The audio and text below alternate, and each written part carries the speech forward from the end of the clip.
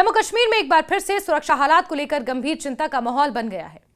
जम्मू खित्ते में पहले से ही हाई अलर्ट है और इस बीच एक ऐसी बरामदगी सामने आई है जिसने सुरक्षा एजेंसियों की बेचैनी को और बढ़ा दिया है।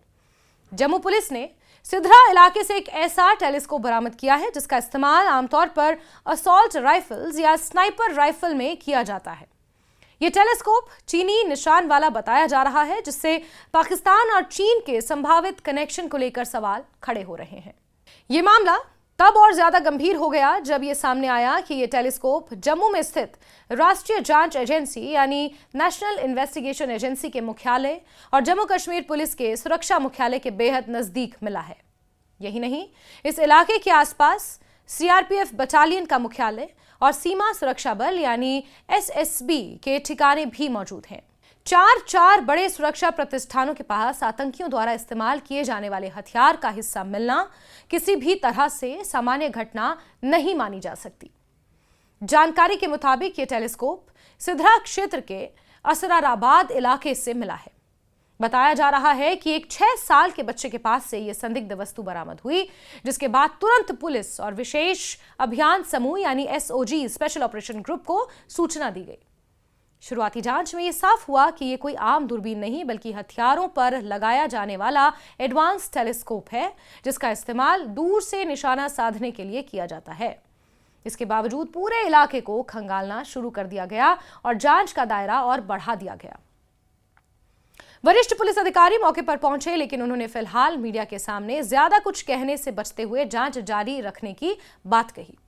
हालांकि सुरक्षा एजेंसियों से जुड़े सूत्रों का कहना है कि यह बरामदगी बेहद गंभीर है और इसे हल्के में नहीं लिया जा सकता, खासतौर पर इसलिए भी क्योंकि जम्मू कश्मीर में पिछले कई दिनों से घुसपैठ को लेकर इनपुट्स मिल रहे हैं और सीमा पार से गतिविधियों में तेजी देखी गई है। यही कारण है कि इंटरनेशनल बॉर्डर से लेकर एलओसी तक चौकसी बरती जा रही है। सांबा, कठुआ, राजौरी, पुंछ ये वो तमाम इलाके हैं जहां पर गहन तलाशी अभियान चलाया जा रहा है।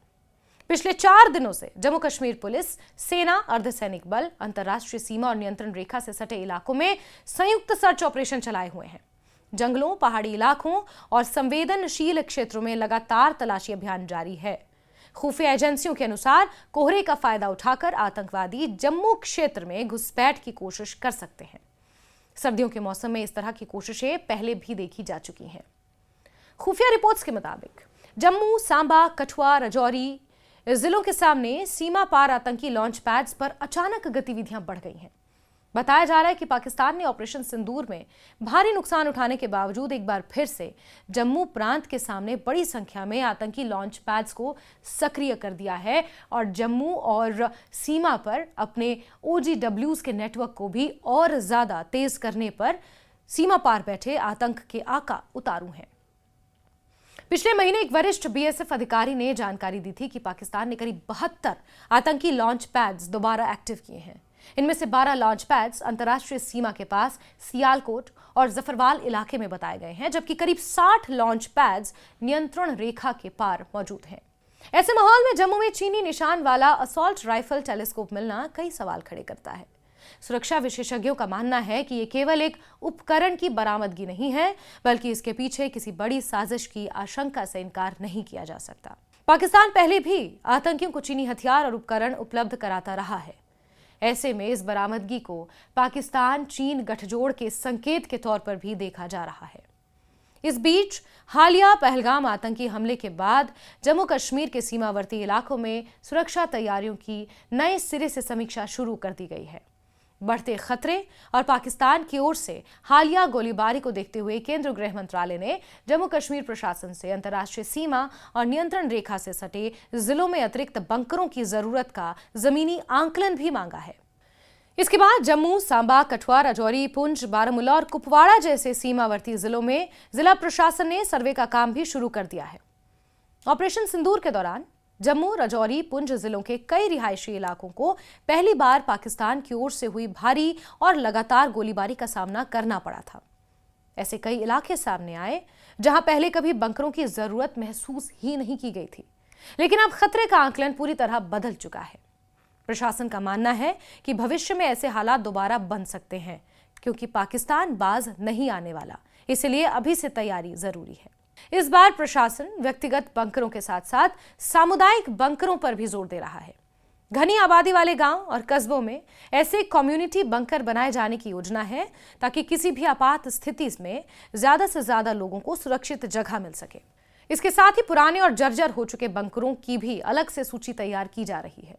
अगस्त और सितंबर में हुई भारी बारिश के कारण कई बंकर क्षतिग्रस्त हो गए थे, जिनकी मरम्मत और मजबूती के लिए अलग से फंड की मांग की जाएगी।